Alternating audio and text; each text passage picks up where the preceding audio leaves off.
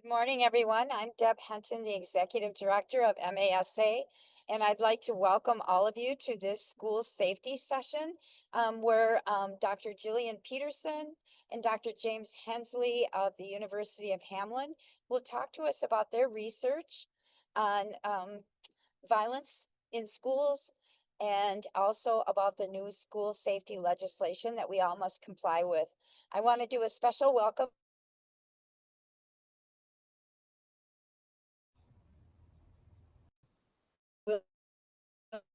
Will be only 1 hour. So thanks for taking time of your busy schedule. We know that you're welcoming staff back and getting ready for school. So this is important work, and we know you are going to learn a lot. And also joining the call today will be Miss Blair Friedman and Miss Aurora Vasquez. They are from Sandy Hook Promise, and they have a lot to add to the conversation. I thank Dave Christians, MASA's Communications and Marketing Manager, for hosting this session as well. And I will give it over to Jillian and to James to introduce themselves and take the session further. Thank you. Thank you, Deb. Thanks for everyone joining us today. It's an important conversation about some new legislation that was passed in recent years in the state of Minnesota, and legislation that not many people know about and certainly are a little bit confused about how to implement. So we're hoping to solve some of those challenges here today. My name is James Densley. I'm professor and department chair of the School of Criminology and Criminal Justice at Metro State University. And I'm the co-founder, alongside Jillian Peterson, of the Violence Prevention Project Research Center, which is based at Hamlin University. I'm going to take this first few minutes of the presentation, and then we'll hand over to Jillian, who can maybe introduce a little bit more about herself. But for the time being, I want to talk a little bit more about that Violence Prevention Project Research Center, because our mission is really not just about research for research's sake, but research that is truly accessible and geared toward action. We want to get data and findings into the hands of practitioners and policymakers so that they can affect change within their communities. And today, that mission is really being driven by our conversations with you as school leaders, thinking about how this particular policy can be implemented at the school level. Our commitment is to generating knowledge around particularly violent crime, and we're perhaps best known for our work titled The Violence Project: How to Stop a Mass Shooting Epidemic, which was a several-year study looking at the life histories of mass shooters in the United States. There's an accompanying database of these cases on our website. But I want to share with you our central thesis, which grounds the work that we do here, that comes directly from the book. The first title of the book, chapter of the book, is titled Monsters. And it's important, I think, to frame that when we're talking about some of the most horrific acts of violence, there's no question that the crime itself is monstrous. But the person that perpetrated is not necessarily the monster that you might think they are.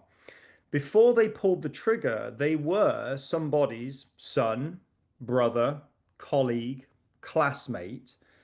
And by recognizing them as that human being upstream of the violence that follows, we genuinely believe that prevention is possible. And so this is about recognizing what those warning signs are and preparing for them in a proactive way. And that brings us to the second piece, which is the last chapter of that book, which is titled Hope. Sometimes it can feel very hopeless and very helpless in many ways when we deal with the topic of serious violence in schools. That monsters framework really explains away these problems. When we say that monstrous people will do monstrous things or mad men will do mad things, it doesn't really help us in thinking about how to go about solving the problem. So what we also want to do with this is to provide a little bit of hope that we all are in this together, and we're all hoping to create schools that are safe for our young people. So in our research, we've studied quite extensively mass shootings in lots of different scenarios. But today we're going to focus and drill down into mass shootings that occur in school settings. In our data, which goes back to 1966, there were actually only 15 of these cases where four or more people have been killed in a school setting. That's still 15 more cases than there should be and needs to be, but it's a good situation to recognize that these are perhaps not as frequent as portrayed. But each one of these has a massive consequence on the community and on our thinking about safety within schools. They have a terrible impact on our society. You know, our other partners in this endeavor today are from Sandy Hook Promise. Sandy Hook Promise is an organization that was founded after the tragedy in Newtown, Connecticut. And many of the names on this screen in front of you, whether it's Parkland or Columbine or Uvalde, will be extremely familiar and also a real motivation for why prevention is so important. So looking at those 15 cases that I just showed you, we have actually been able to learn quite a lot about the individuals that perpetrate shootings within schools. The first thing that's important to recognize is that school shooters are insiders. They're not necessarily individuals that are coming from the outside that are unfamiliar with school facilities. Instead, they tend to be current or former students of the schools that they target. And they generally are teenagers. Recognizing them for who they are is the first step when we think about what prevention really looks like. We can't just securitize our way out of this problem because these young people are walking in and out of our school buildings every day. They're very familiar with the security procedures around the school, metal detectors, cameras, school resource officers, whatever that might look like. And of course, they're also being drilled in the same security procedures when you run your lockdown and active shooter drills. So we want to keep this in mind as we move forward toward, again, a more holistic solution to these challenges. Next is a recognition that those that perpetrate this type of violence are not living their best lives. These are young people who are in a crisis. And a crisis is noticeable. It is a change in behavior from baseline. And there are warning signs that somebody is in crisis. Now, that crisis may be rooted in early childhood trauma, and it may manifest itself in lots of different ways. But we can train ourselves to recognize those crises and to respond to them. And that's something that we'll be talking about a little bit later in this presentation with Sandy Hook Promise and with our own research. Now, that crisis is very much intended to manifest as a final act. The overlap between homicide and suicide in these cases is very acute. We've got the words here of a previous mass shooter that kind of summarizes this well. They were asked, why did they attack the school? And the answer was, because if I knew that I fired on the school, the police would show up, they would try and shoot and kill me. Every time I'd tried suicide in the previous year, I had screwed it up. In our research, we actually see that over a third of cases, these are individuals who were actively suicidal prior to ever doing any violence at the school. And so many of them die on the scene, either by their own hand or through law enforcement intervention. Recognizing the overlap between suicide and homicide in these cases is crucial because it's not a problem that we can just punish our way out of. We have to embrace the same things that we would do in suicide prevention if we are going to save lives in our school buildings. Now, whenever someone is in one of those existential crises, they are doing some of the same things that we do when we have problems. They Google it, they explore the ideas, they try and understand why they feel the way that they are feeling. In the process of this, they're often testing boundaries of what might be a plan to follow. This is where we say that shooters leak their plans. What we mean by leakage is it's literally spilling out of them. They are telegraphing violence in advance in conversations with peers, family members, teachers. Sometimes those signs are subtle, but you have to know them and understand them to intervene appropriately. It's about putting together the pieces of the puzzle to see the bigger picture. In our research, we see time and time again leakages out there and that we need to be attuned to it. And then finally, from a prevention standpoint, it's a recognition that if somebody is going to perpetrate an act of violence such like this, they need access to firearms. And generally speaking, by virtue of age, young people can't get access to firearms unless they are gifted to them or unless they're stolen from them by friends and family members. Secure storage of firearms is a crucial intervention point and something we need to be educating everybody in the school community about, parents and anybody else that's in touch with our young people. So to summarize this pathway to violence, we see that we have insiders, meaning that we can't just rely exclusively on physical security because these young people are right with us every day. Secondly, they're young people who are in a crisis. So we have to recognize the signs of a crisis and we have to be skilled in crisis intervention to intervene appropriately. If this is intended to be a final act, because let's be honest, you don't get away with a mass shooting. It ends in one of several ways, which is you either die at the scene, you're killed by law enforcement, or you spend the rest of your life in prison. For these reasons, we can't just punish our way out of this problem. We have to recognize that prevention is key. When people are leaking their intent, we have to respond accordingly with good reporting systems and trusted adult relationships so we can intervene. And again, that opportunity piece around secure storage and education. In our research, we have documented pretty extensively a pathway to violence. And sometimes it's rooted in early childhood trauma. Sometimes it comes through in a crisis point for a student where they start to actually radicalize around violence, whether through influence on social media or in media environments. And then they start to look to get ways to access firearms. Typically, our prevention strategies have all been focused on the opportunity point. Somebody's already got to the stage where they want to commit violence, and then we look at the security procedures, the metal detectors, the cameras, the school resource officers, the active shooter drills. Today, we are focused on the active shooter drills, but the reason why Sandy Hook Promise is here and the reason why we're trying to ground this in the research is a recognition that that's too late. We also need to be doing so much more work proactively on the front end to prevent violence before it ever occurs.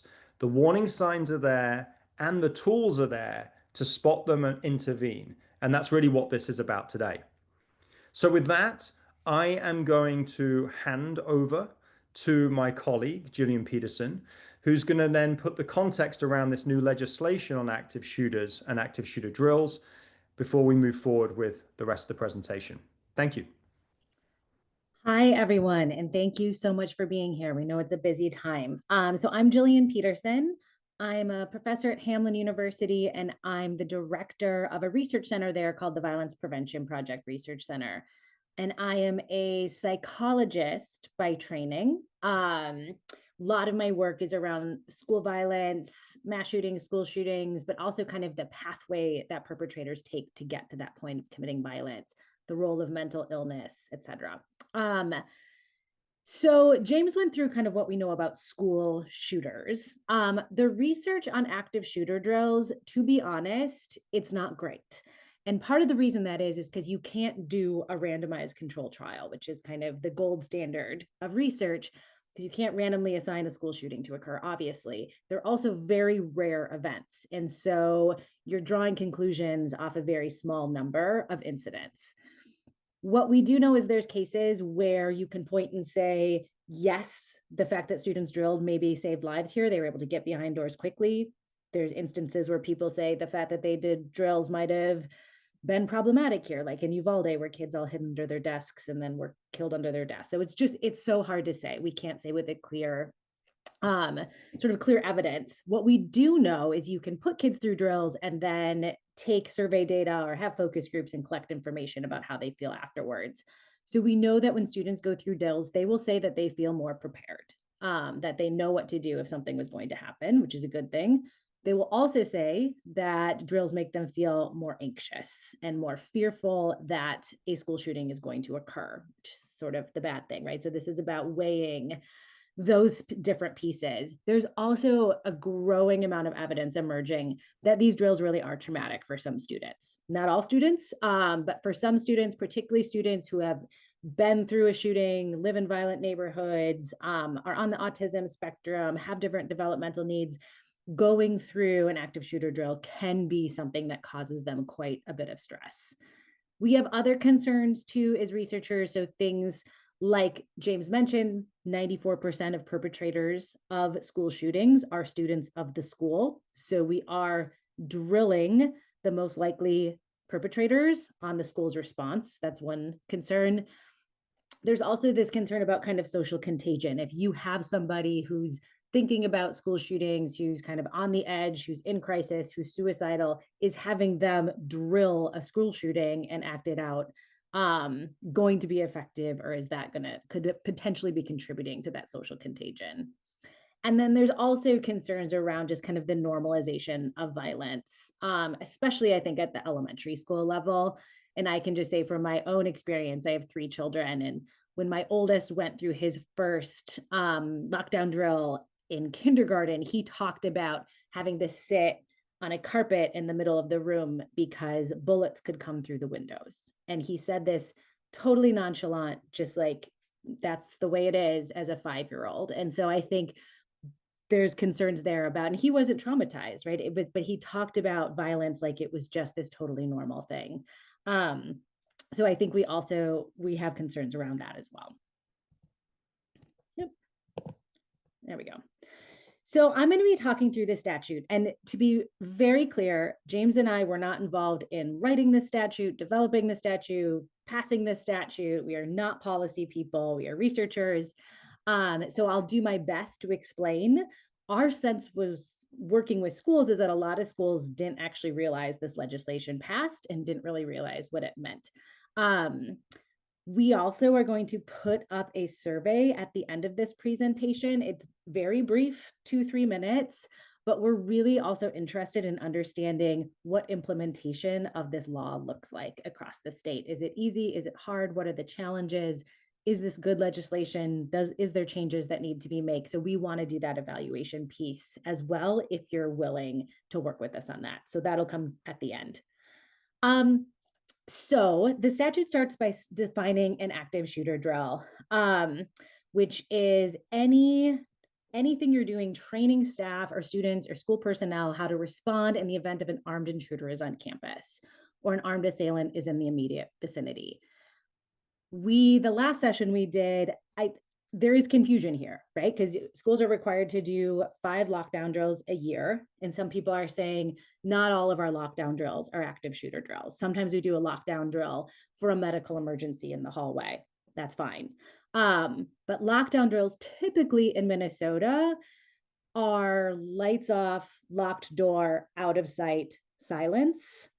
Those are a form of active shooter drills because that's essentially you're behaving as though there's somebody in the building. But the language is tricky here, but active shooter drills should kind of encompass lockdown drills, safety drills, anything that you call them, unless it's specifically you're drilling for something like a medical emergency.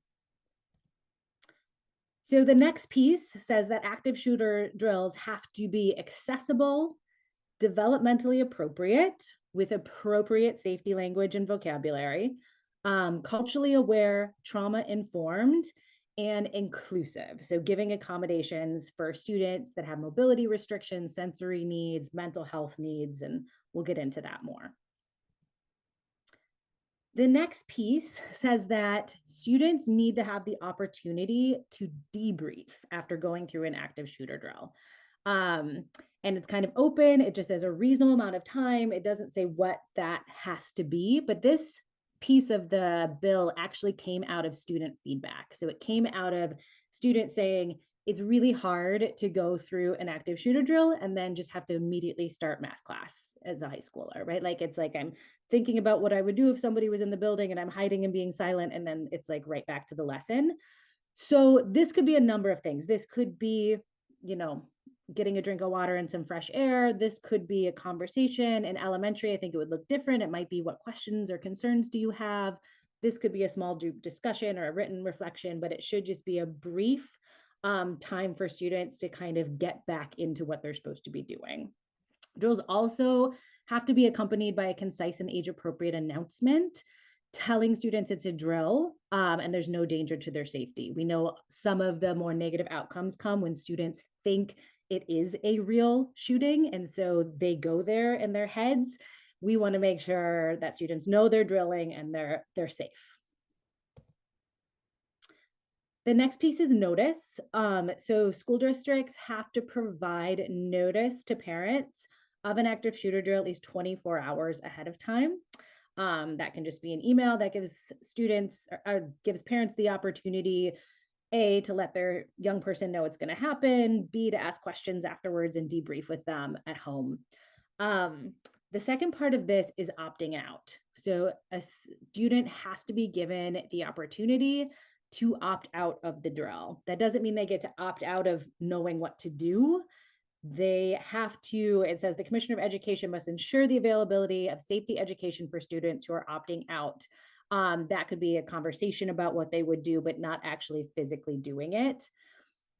In the survey data we collected from the last session, this is where people had the most concern, is how am I gonna navigate opt-out? Again, we're not policy people. I don't have great answers for you, but this is the type of information we're trying to gather and learn, like, what are the challenges here? What are best practices? How do we navigate this? The next piece says students must not be required to participate in an active shooter simulation. So simulation is different than drill. Simulation is you have some sort of experiential component. So that could be something as simple as jiggling door handles, like you're the intruder. That could be, some cases people will fire shots, or there will actually be actors around. Those types of things. The bill says students can't be required to participate in them. You could have an opt-in option for that for high schoolers. And also, I would just want to say, you can do any of this type of stuff with staff and teachers. So this is only about students. So these could take place after school at a time when students aren't present, but students can't be required to participate in simulations. And then the last piece, which is actually the piece that James and I were most excited about when we realized this bill existed, was violence prevention. So we spend so much time drilling students how to respond, right? Once an active shooter is in the building, what do we do to minimize casualties? We spend less time talking about preventing that shooting in the first place. And we know that students are the key ingredient to prevention. They are the ones that pick up on leakage. They are the ones that know something is going to happen. So this bill says you have to have at least 1 hour or one standard class period of violence prevention training in middle and high school. Has to talk about warning signs, risk factors, taking threats seriously, and then how to report when you're concerned about somebody. So this is the piece that Sandy Hook's really going to talk about in just a minute. And then lastly, it says at a regularly scheduled board meeting, a school district has to that a school district conducting drills has to have a conversation about the effectiveness of the drill and the safety of the students and the effect on mental health needs. And this is a brand new part. So this actually went into effect, January of 25? Yes. So this is a new piece that was just passed by the Minnesota legislature. This piece James and I were involved with. We did testify on its importance. This says school districts have to electronically report to the Commissioner of Education incidents involving the use or possession of dangerous weapons in school zones, and also report to the Minnesota Fusion Center active shooter incidents or active shooter threats. This is just to generate data. We know from being in the field that these threats are happening a lot, and we are not gathering all of that information. And this is not about making this information public, scaring people, getting people in trouble. This is simply understanding what schools are being asked to do. We are putting schools in a really difficult position having to handle all of this. So to be able to gather and see What are schools dealing with? How often is this happening? What resources and training do schools need? So this is simply about gathering that knowledge so that we can resource schools in the way they need to be resourced. And with that, I will hand it over to Blair. Great. Thank you so much, Jillian, and also for the important work that you and James are doing. Before I get into Sandy Hook Promise's involvement with this legislation, for those of you who have not heard of us, Sandy Hook Promise, we are a national nonprofit that was started by some of the family members who lost loved ones during the Sandy Hook Elementary School shooting. A little background about how we came to be. Soon after the tragedy, some of the family members got together to speak with experts in various fields, from threat assessment to psychologists to law enforcement. And what they learned was that, as you've heard today, in shootings like these, there are almost always warning signs ahead of time. But unfortunately, there just weren't the national resources to educate the public on what those warning signs of potential violence are. So that's when Sandy Hook Promise was created, to be that provider, to educate the public and fulfill a promise so that no other family would have to experience the devastation that they did on that day. So what do we do and how we do it? We envision a future where children are free from shootings and acts of violence. Our mission is to educate and empower those youth and adults to prevent violence in their schools, homes, and communities. And the way that we do that is by teaching the warning signs of potential violence and how to get help, researching how to create more inclusive, supportive school cultures, and also advocating for policies designed to increase student safety in their schools, homes, and communities, like this very bill that we're discussing today. So not only are our programs based on ample research, but we also know our programs are working due to the research we've conducted on their impact. We've partnered with the University of Michigan School of Public Health for years to study our programs, which have found that they have significantly improved perceptions of school safety, improved trusting relationships between youth and adults, willingness to report issues, and also school climate, which we all know are really important protective factors. We are focused on upstream violence prevention, and we know that those strategies are the most effective way to prevent gun violence. So we are working to increase those skills, attitudes, and knowledge of our youth every day. We've also had significant impact over the past decade. I'll let you read some of the stats on the slide, but I like to point to a few of them up here. One is that we have helped over 5,800 students during a mental health crisis intervention, saved over 1,000 students from suicide, and we've prevented at least 18 credible planned school shooting attacks. With prevention, we often don't know what we prevent, but with our anonymous reporting system, which I'll share soon, we have been able to verify these interventions and are very sad that we have to exist, but proud of the work that we've been able to do. So how do we achieve the type of impact that I just mentioned? We do so by using our Know the Signs programs, and we effectively teach youth and adults how to prevent school violence and other harmful acts. That is where students and educators will learn that at-risk behaviors that James was talking about, and also how to intervene and get help. These early prevention measures can empower them to keep their schools and communities safe. So the programs that I'm going to mention, these are developmentally progressive, they're flexible, they're easy to use, and they're also designed to support social emotional development, skill exposure, practice and transfer as well. So our Start with Hello, Say Something, and Save Promise clubs, they go beyond just being violence prevention programs because they really build a positive school culture, and they also focus on youth leadership. Again, essential protective factors. We have training and resources available via multiple platforms, and we also have a partner success team that supports schools and districts along the way to make sure that we're solving the unique needs that everyone has.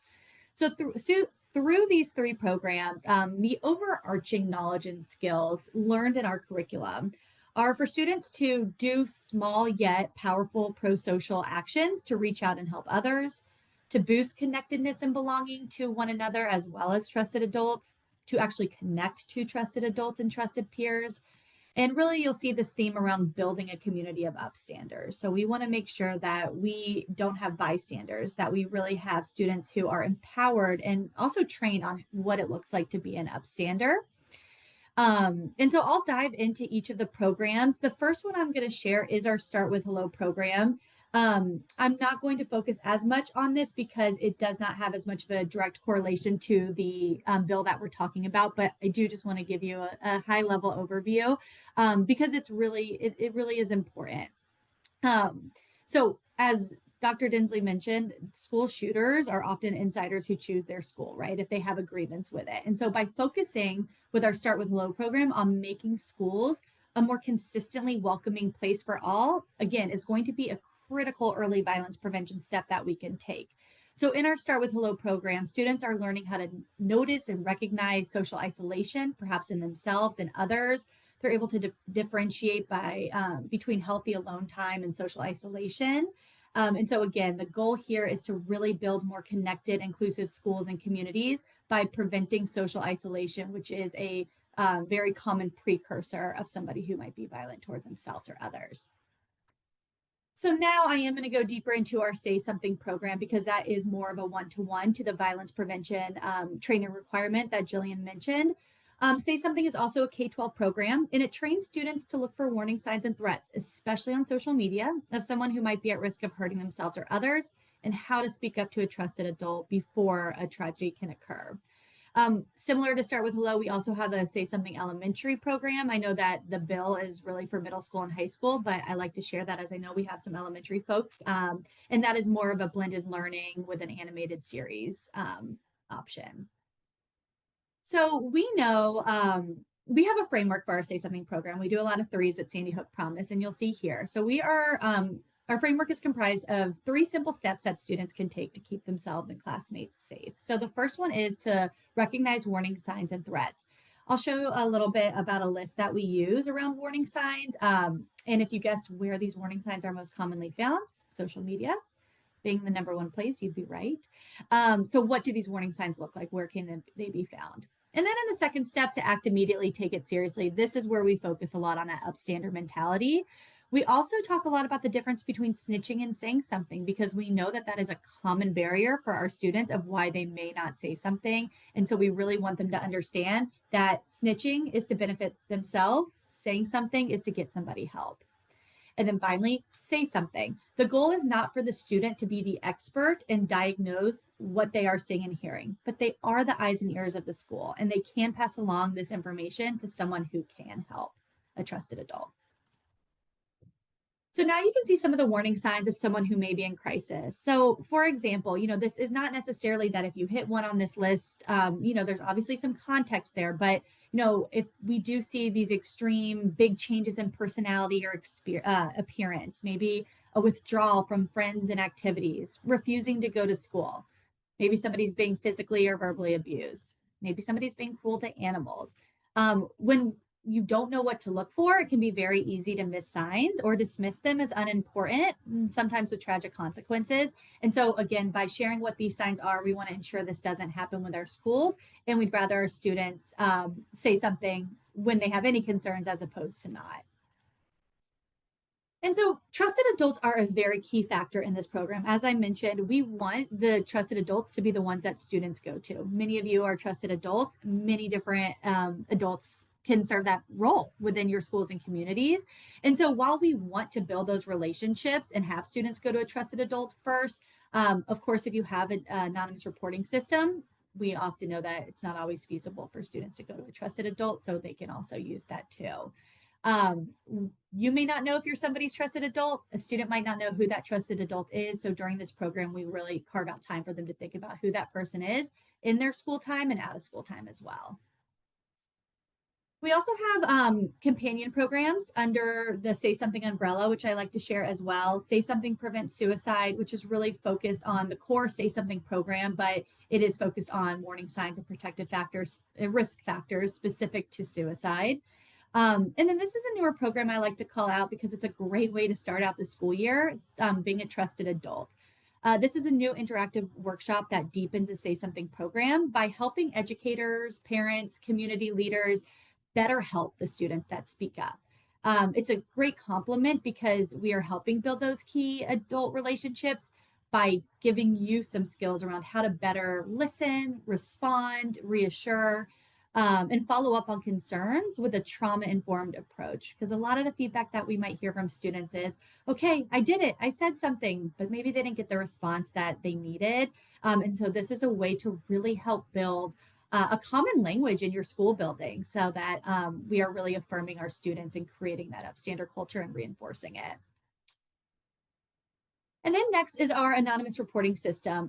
So as many of you may or may not know, as listed on the Minnesota Department of Education, they do have a list of violence prevention and intervention resources that they came up with to help meet the goals of this bill.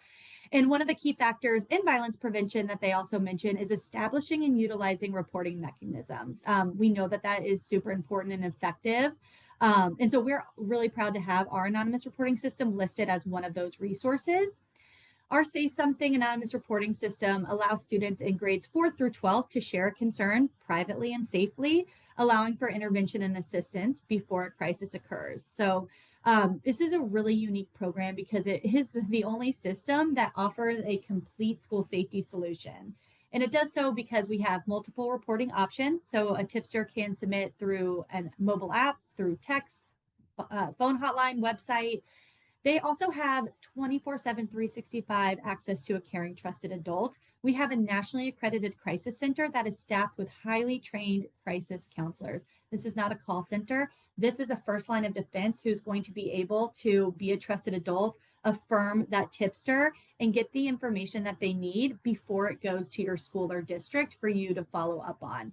So we really also help with your administrator and educator's time as well by helping to categorize those tips before it gets to you all. And then, so again, like I shared, we have a lot of impact from that program as well, but that is something that we also have available to you as well as our Save Promise clubs. And this is really the program that kind of ties everything together. And it's also part of the statute as well, because it asks that a school district ensures that students have the opportunity to contribute to their school safety and violence prevention planning. So this is a great way to empower them to be part of that conversation and to give them that opportunity for leadership related to prevention and school safety. That is part of the statute as well. And so with our Save Promise clubs, we are really focused on lifting them up as leaders. They are the best. They are the best ones to come up with these solutions as well. They know what these challenges look like on a more intimate level with their peers. And so through this program, we can educate and empower them and encourage them to have these types of programs and to make them more relevant to their peer base. So great opportunity as well to just to deepen, the positive school climate, but also to meet aspects of the bill as well. All right, so I've shared a lot about what our programs look like, but I know people are always asking, what does that actually look like for me? How can that look? And so I'll share how you can meet the minimum requirement for that violence prevention training mandate. So it does ask for an hour or a classroom period. And so to fill that time, Sandy Hook Promise recommends that educators deliver our Say Something training using the video provided. It's about 23 minutes long, and that kind of meets that first half.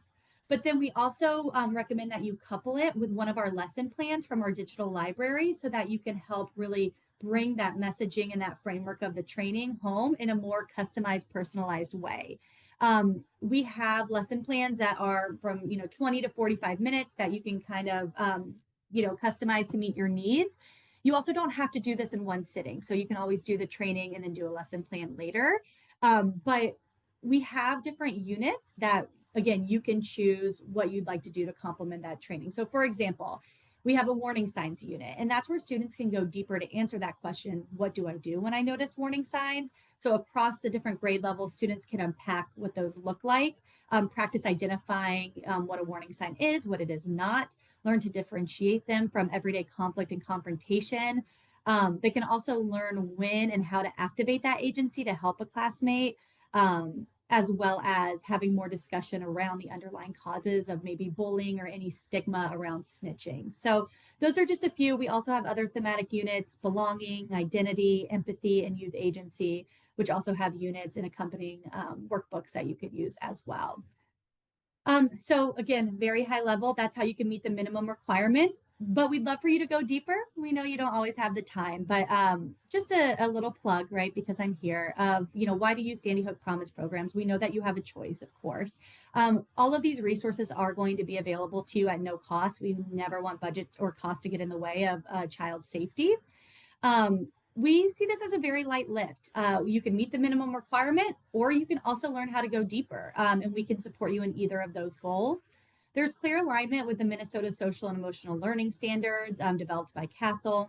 We have materials and resources that reflect values of race, equity, diversity, and inclusion, and also the Learning for Justice social standards. They are created with a trauma-informed approach. They have alignment with MTSS. And we have a large library of resources and activities that are changing every year and can really grow with you as you grow within the program. So we are here to support you. If you're interested, my contact information is on this next slide, but we'd be happy to work with you around any goals that you have around violence prevention. So really appreciate your time. And then I will hand it back to you, Jillian. Thank you so much, Blair. I'm just going to talk for a few more minutes and then we will be opening up for questions. So I also, James and I wanted to mention, we partner with school districts to do kind of deeper dives into violence prevention. This is a 3-year project we did with the St. Paul Public Schools, funded by a Bureau of Justice Assistance grant, where we developed a care team intervention model. We built multidisciplinary teams in every school in the district, very similar to threat assessment teams, but kind of a softer, more holistic, and also looking at more worrisome behavior than just threats of violence. Trained those teams in how to functions, the type of interventions that might be available for them, and then also built a district level care team where if schools felt they needed additional resources, could reach out to the district level team. This is something that we're doing the final evaluation right now, and that will become public soon. So some of the things we've done with districts are things like audit of system processes, deep dives into research, looking at discipline data, trends over time, interviews and focus groups and school climate surveys, and then implementing tailored systems for school districts and providing training. Unfortunately, we don't operate at no cost, but we are able to oftentimes find outside sources of grant funding if this is something you'd be interested in having a conversation with us about. This is our model, which we developed in partnership with a woman named Missy Dodds, who is the classroom teacher where the Red Lake High School shooting occurred in her classroom. It's very similar to threat assessment, just kind of a softer approach with different language, using language around crisis and care rather than threat, which we find kind of pulls people in, parents, students, teachers, in a different way.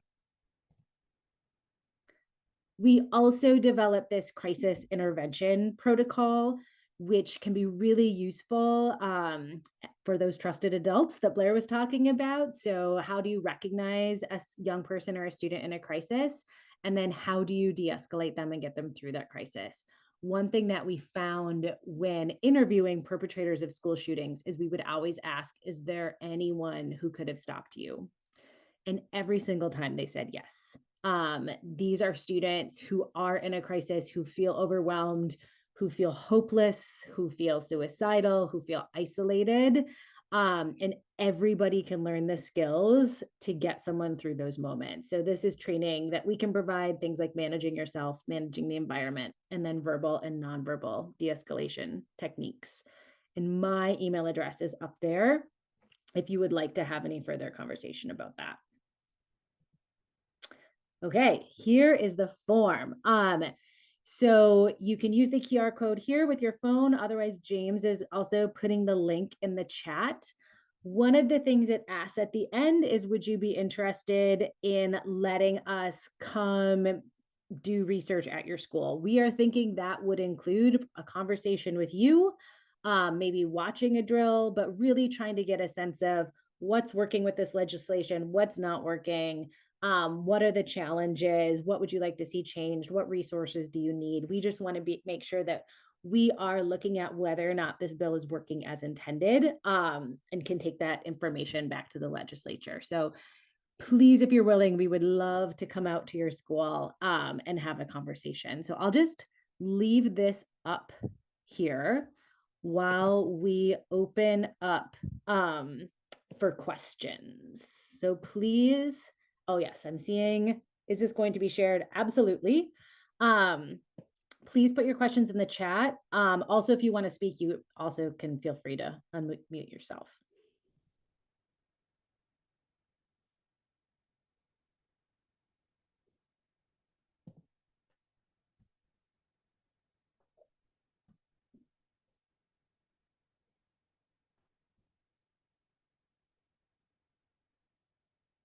I know you're probably busy doing the survey right now, so we'll give it a minute.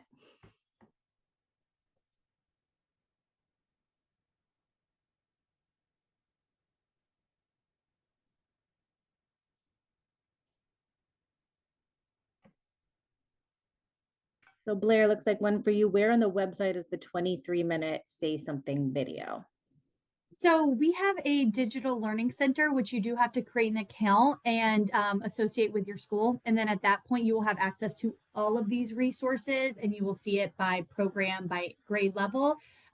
If you want to reach out to me. We have a quiet group. Yes, Dave just dropped my email in the chat. So if you want to send me an email, I will send you the link to the Learning Center and follow up with you so that you can check that out. Or if you want to drop your email in the chat too, I will make a note to reach out to you.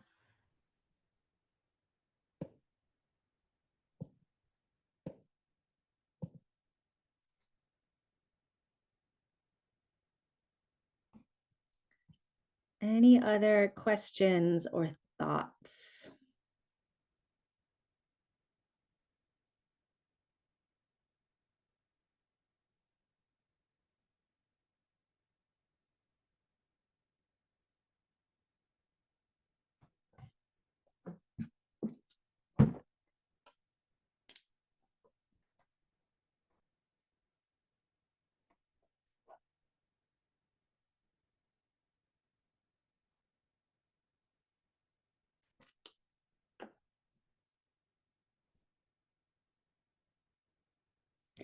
Well, if no other questions, we can wrap up. James and I will stay in a minute and leave this survey up if anyone needs it. But thank you all so much for attending and good luck with the start of your school years.